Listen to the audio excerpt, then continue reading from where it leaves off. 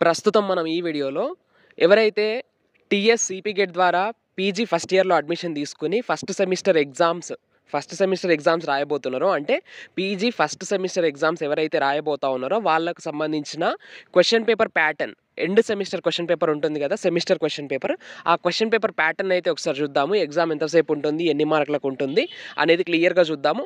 Right, first ఒకసారి ఇక్కడ అంటే ఉస్మానియా యూనివర్సిటీ చూద్దాము, అండ్ అట్లాగే ఇంకా కొన్ని యూనివర్సిటీస్వి కూడా చూద్దాము. ఫస్ట్ అయితే ఒకసారి ఉస్మానియా యూనివర్సిటీ క్వశ్చన్ పేపర్ చూసినట్లయితే, మొన్నటిదాకా ఉస్మానియా యూనివర్సిటీకి సీసీ ప్యాటర్న్ ఉంది.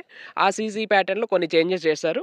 సో ఇప్పుడు ఉన్న సీసీ ప్యాటర్న్లో మనకు 2 ఇంటర్నల్స్ ఉన్నాయి. ఫస్ట్ ఇంటర్నల్ వచ్చేసి ఇక్కడ చూడండి, ఫస్ట్ ఇంటర్నల్ వచ్చేసి మనకు 15 మార్క్స్ ఉంది. సెకండ్ ఇంటర్నల్ అసెస్మెంట్ వచ్చేసి 15 మార్క్స్ ఉంది. మొత్తం 2 ఇంటర్నల్స్ కలిపి 30 మార్కులు, 30 మార్క్స్. అండ్ అట్లనే ఫైనల్ ఎండ్ సెమిస్టర్ ఉంటుంది కదా, సెమిస్టర్ ఎగ్జామినేషన్ వచ్చేసి 70 మార్క్స్ క్వశ్చన్ పేపర్. అయితే 70 మార్క్స్ క్వశ్చన్ పేపర్ ఇచ్చారు, కానీ ఎగ్జామినేషన్ డ్యూరేషన్ మాత్రం, అంటే ఎగ్జామ్ మాత్రం 2.5 గంటలు మాత్రమే ఉంది, 2.5 hours మాత్రమే ఉంది, 3 గంటలు కాదు. ఒకసారి నేను మీకు క్వశ్చన్ పేపర్ చూపిస్తాను క్లియర్గా, ఒకసారి స్క్రీన్ మీద చూడండి. రైట్, ఇక్కడ చూడండి. ఈ క్వశ్చన్ పేపర్లో మనకు part A, part B 2 sections అయితే ఉన్నాయి. ఎండ్ సెమిస్టర్ క్వశ్చన్ పేపర్లో ఇది ఎండ్ సెమిస్టర్ క్వశ్చన్ పేపర్ మనం చూస్తూ ఉంది ప్రస్తుతం. ఇది మోడల్ అన్నమాట. ఇది పార్ట్ ఏ, పార్ట్ బి ఉంది సెమిస్టర్ క్వశ్చన్ పేపర్లో. పార్ట్ ఏలో మనకు 5 క్వశ్చన్స్ ఉన్నాయి. Each question 2 marks. అట్లనే పార్ట్ బి చూసినట్లయితే మనకు 5 క్వశ్చన్స్ ఉన్నాయి. ఇంటర్నల్ చాయిస్ ఉంది, ప్రతి క్వశ్చన్కి ఇంటర్నల్ చాయిస్ ఉంది. And each question 12 marks. Okay, so part below internal choice ఉంది, 5 క్వశ్చన్లు ఉన్నాయి, ఈచ్ క్వశ్చన్ 12 మార్క్స్. మొత్తం పార్ట్ ఏలో 10 మార్క్స్, పార్ట్ బికి 60 మార్క్స్. మొత్తం 70 మార్క్స్ ఏమో semester question paper, and remaining 30 marks internals. So మొత్తం ఇక్కడ 100 మార్కులు అయితే అయిపోతున్నాయి ఒక్కో పేపర్కి. సో ఇది ఉస్మానియా యూనివర్సిటీకి సంబంధించిన క్వశ్చన్ పేపర్ ప్యాటర్న్. ఇది ఇప్పుడు Kakatiya university question paper pattern కూడా ఒకసారి చూపిస్తాను మీకు. ఇప్పటిదాకా మనం ఉస్మానియా యూనివర్సిటీ క్వశ్చన్ పేపర్ చూసినాము, సెమిస్టర్ ఎగ్జామినేషన్ ఎట్లా ఉంటుంది, ఇంటర్నల్స్ మార్క్స్ ఎట్లా అని చెప్పేసి. ఇప్పుడు కాకతీయ యూనివర్సిటీ ఒకసారి చూసినట్లయితే, ఈ స్క్రీన్ మీద చూస్తూ ఉన్నది మీరు Kakatiya university question paper. So ఇక్కడ చూడండి, 80 మార్క్స్ క్వశ్చన్ పేపర్ మొత్తం కూడా 80 మార్క్స్ అయితే ఉంది.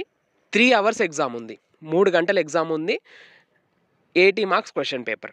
అయితే ఇందులో షార్ట్ ఉన్నాయి, లాంగ్ ఉన్నాయి. షార్ట్ క్వశ్చన్స్ ఉన్నాయి, లాంగ్ క్వశ్చన్స్ ఉన్నాయి. షార్ట్ క్వశ్చన్స్ వచ్చేసి 4 షార్ట్ క్వశ్చన్స్ ఉన్నాయి, 4 షార్ట్స్ ఉన్నాయి. ఈచ్ షార్ట్ 4 మార్క్స్ అన్నమాట. లాంగ్ వచ్చేసి లాంగ్ కూడా మళ్ళీ 4 లాంగ్ 4 షార్ట్ అన్నమాట. ఒక్కో లాంగ్కి 16 మార్క్స్. ఒక్క లాంగ్ క్వశ్చన్ 16 మార్కులు అన్నమాట. ఓకే, ఇట్లా ఉంటుంది. మొత్తం కూడా 80 మార్కుల క్వశ్చన్ పేపర్. సో 80 మార్కులు ఇక్కడ, ఇంకో 20 మార్క్స్ ఇంటర్నల్స్, సెమినార్స్ కలిపి మొత్తం కలిపి అవి ఒక 20 మార్క్స్. So 80 + 20 100 marks. అట్లనే ప్రాక్టికల్స్ ఉంటాయి ఇంకా సైన్స్ వాళ్ళకి. సో ఇదన్నమాట Kakatiya university question paper and Osmania university question paper. So చూసినాం కదా. సో ఇట్లా ఉన్నది ఉస్మానియా యూనివర్సిటీది, కాకతీయ యూనివర్సిటీది. అండ్ మిగిలిన యూనివర్సిటీస్ కూడా మ్యాక్సిమం ఇంతే ఉంటాయి, 80 మార్కులు లేదా 70 మార్కులు ఉంటాయి. కాస్త అటు ఇటుగా ఉండొచ్చు, కానీ ఇదే పేపర్ ప్యాటర్న్ ఉంటుంది. మీరు ఒకసారి ఏం చేయండి అంటే, మీ సీనియర్స్ ఉంటారు కదా, సీనియర్స్ దగ్గర ప్రీవియస్ ఇయర్ క్వశ్చన్ పేపర్స్ ఉంటాయి, వాళ్ళని అడిగి తీసుకోండి. క్వశ్చన్ పేపర్స్ ఏమైనా ఉంటే వాటిని ఫొటోస్ తీసుకోండి. సో దాన్ని బట్టి మీ ప్రిపరేషన్ ఎట్లా చేయొచ్చు అనేది మీకు అర్థమైపోతుంది. రైట్, అండ్ షార్ట్ ఆన్సర్ ఎంత రాయాలి, లాంగ్ ఆన్సర్ ఎంత రాయాలి అనేది కూడా నేను ముందు ఒకసారి ఇంకోసారి వీడియో చేస్తా, అప్పుడు డిస్కస్ చేసుకుందాం. ప్రస్తుతానికి క్వశ్చన్ పేపర్ ప్యాటర్న్ అయితే ఇది.